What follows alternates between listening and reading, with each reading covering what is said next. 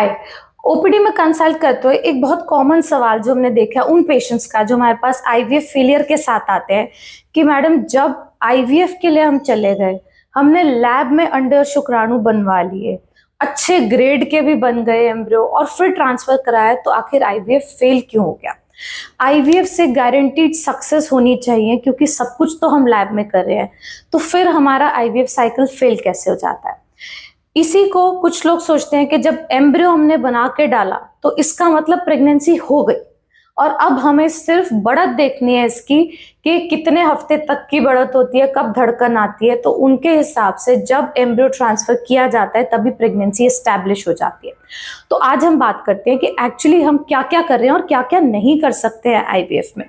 देखिए, अगर हम नेचुरल कंसेप्शन की बात करते हैं, उम्र के हिसाब से 15% चांस होता है एक फीमेल का प्रेगनेंसी आने का अगर वो 30 साल से कम की।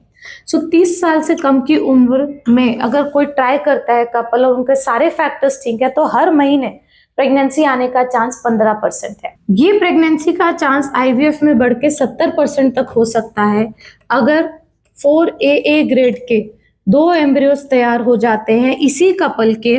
और ये मैं अपनी आईवीएफ लैब की आपसे बात कर रही हूँ। पर ये 100% क्यों नहीं होता, या वो सेंटर्स जो गारंटीड आईवीएफ की बात करते हैं कि पक्का पक्का हो जाएगा, वो कैसे अचीव कर पा रहे हैं। देखो, सबसे पहली बात तो हम लैब में एग की क्वालिटी को बेटर करने के लिए इंजेक्शंस, एंटीऑक्सीडेंट सब देते हैं, मात्रा अच्छी है उस हिसाब से डोज एडजस्ट करते हैं। बट एज और एएमएच पे हमारा कोई कंट्रोल नहीं होता। ना हम एज को रिवर्स कर सकते, ना एएमएच को बढ़ा सकते। इस पे निर्भर करती है एक फीमेल की एग क्वालिटी।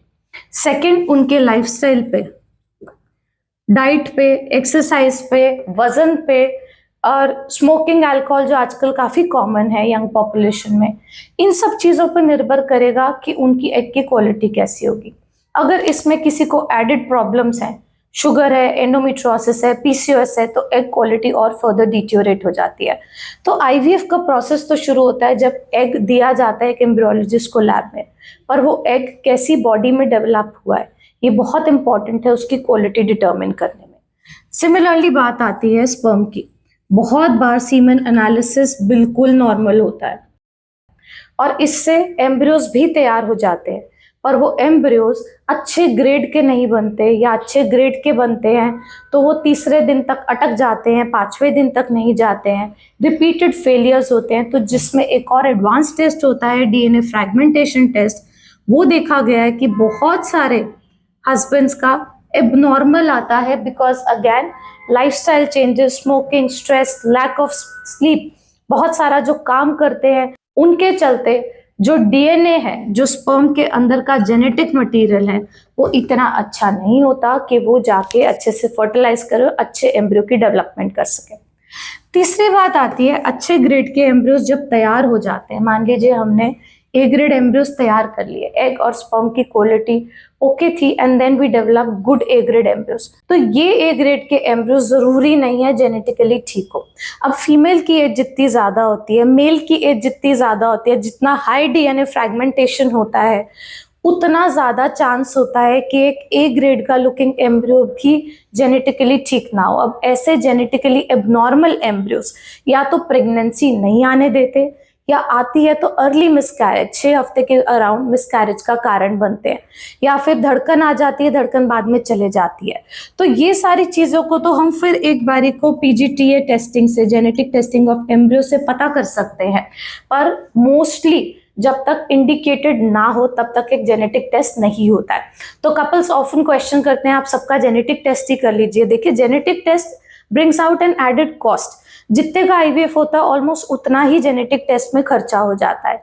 दूसरा, ये सबके लिए इंडिकेटेड नहीं है। जो लोग जिनके बार बार मिसकैरेज हो रहे हैं, आईवीएफ फेलियर्स हैं, उनके लिए जेनेटिक टेस्टिंग इंपॉर्टेंट है। अगर कोई पर्टिकुलर जीन उनकी फैमिली में रन कर रहा है, कोई प्रॉब्लम है जेनेटिक डिजीज, उसको आइडेंटिफाई करने के लिए जरूरी है। बट अगर हम जेनेटिकली टेस्टेड एम्ब्रियोज नहीं डाल रहे, तभी हम 2 एम्ब्रियोज डालते हैं, presuming if one is not normal the other is normal, तो एटलीस्ट प्रेगनेंसी चांसेस हमारे मेंटेन्ड रहे। बट जितनी ज़्यादा उम्र बढ़ती है चांसेस होते हैं कि दोनों के दोनों ही जेनेटिकली एबनॉर्मल हो, और जितनी एज कम होती है उतने ज़्यादा चांस होते हैं कि जेनेटिकली दोनों ठीक हो, ट्विनिंग के चांस बढ़ जाए। सो वो कपल्स जो इस चीज़ के लिए श्योरिटी चाहते हैं, they can always opt for PGTA, और टेस्टिंग के बाद एक सिंगल एम्ब्रियो भी ट्रांसफर करा सकते हैं जो अच्छे ग्रेड का हो। तो ये हमें मदद करेगा ए ग्रेड लुकिंग 4-5 एम्ब्रियोज में से वो एक एम्ब्रियो चुनने में जो जेनेटिकली ठीक होगा और आपके प्रेगनेंसी के चांस बेहतर हो पाएंगे। और चौथी सबसे इंपॉर्टेंट बात आती है यूट्रस, एंडोमेट्रियम।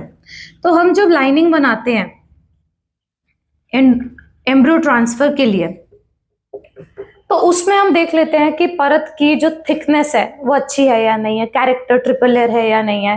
3D रिकंस्ट्रक्शन भी देख के एक बार कैविटी को एनालाइज कर लेते हैं। बहुत बार हम हिस्ट्रोस्कोपी करते हैं, कैमरा भी अंदर डालते हैं, यूट्रस की लाइनिंग को देखते हैं, इन्फेक्शन टेस्टिंग भी कर लेते हैं, सब कुछ अपनी तरफ से सटीक करते हैं। उसके बावजूद भी अगर एम्ब्रियो नहीं अटैच हो रहा, then there is a thing that is called receptivity. So endometrial receptivity को असेस करने के लिए कुछ ही जेनेटिक टेस्ट एरा के एग्जाम्पल है जो अवेलेबल है, but at the same time ये रिसेप्टिविटी बहुत सारी चीजों पर निर्भर करती है। जो फैक्टर्स हमने देख लिए वो तो हो गए, बट उसके अलावा कि हमने जो प्रोजेस्टेरॉन दिया वो सही समय पे लगा या नहीं लगा, जो नेचुरली रप्चर हुआ एग उसकी वजह से जो प्रोजेस्टेरॉन बना उसका हार्मोन का लेवल्स कैसे थे, क्या वो एम्ब्रियो के लिए जो लाइनिंग बननी चाहिए वो चेंजेस उसमें ला पाए या नहीं ला पाए, ब्लड फ्लोस कैसे है, आपकी बॉडी की इम्यूनिटी कैसी है, क्या वो एम्ब्रियो को फौरन समझ के उसको इम्यूनिटी रिएक्शन तो नहीं शो करती कि वो रिजेक्शन हो रहे हैं बार बार। सो ये सारे छोटे छोटे फैक्टर्स हैं जिनको हम रिसेप्टिविटी से रिलेटेड मानते हैं, इम्यूनोलॉजिकल मानते हैं, ब्लड फ्लो से रिलेटेड मानते हैं। इसके कारण काफी बार आईवीएफ फेलियर हो सकता है। अब इसमें we can increase the amount of medicine जो आप एम्ब्रियो ट्रांसफर के बाद लेते हैं। बहुत बार हम कुछ दवाइयां पहले से एक्स्ट्रा दे के चलते हैं इनको कवर करने के लिए, पर स्पेशल टेस्टिंग एरा की जरूरत भी पड़ सकती है अगर आपके 2 या 2 से अधिक अच्छे ग्रेड के एम्ब्रियो ट्रांसफर हुए हैं और वो फेल हो रहे हैं। सो आईवीएफ जरूरी नहीं है आपको 100% रिजल्ट दे। आईवीएफ बाकी सब इलाज से बेहतर इलाज है, पर एट द सेम टाइम मैं हमेशा कहती हूँ कि हेड टू टो आप प्रिपेयर्ड होने चाहिए एक आईवीएफ साइकिल कराने के लिए। आप जो अपनी तरफ से मॉडिफाइबल फैक्टर्स सुधार सकते हैं, जो डाइट, लाइफस्टाइल, वजन, आपके हार्मोनल प्रोफाइल, आपकी मेडिकल कंडीशन से रिलेटेड है, उसको पहले ठीक कीजिए, क्योंकि वो भी कहीं ना कहीं फेलियर का कारण बनता है। अगर हम खराब एग और खराब स्पर्म लैब में देंगे तो एम्ब्रियोलॉजिस्ट भी कोई उनसे बहुत ग्रेट एम्ब्रियोज नहीं तैयार कर सकते, और जैसे एम्ब्रियोज बनेंगे वैसे ही हमारे प्रेगनेंसी के चांसेस रहेंगे। अगर आप हमें कंसल्ट करना चाहते हैं तो हमने अपने व्हाट्सएप नंबर नीचे अवेलेबल किए हुए हैं, आप उस पर स्लॉट्स बुक कर सकते हैं, अपनी आईवीएफ साइकिल को डिस्कस कर सकते हैं। We would be happy to help you.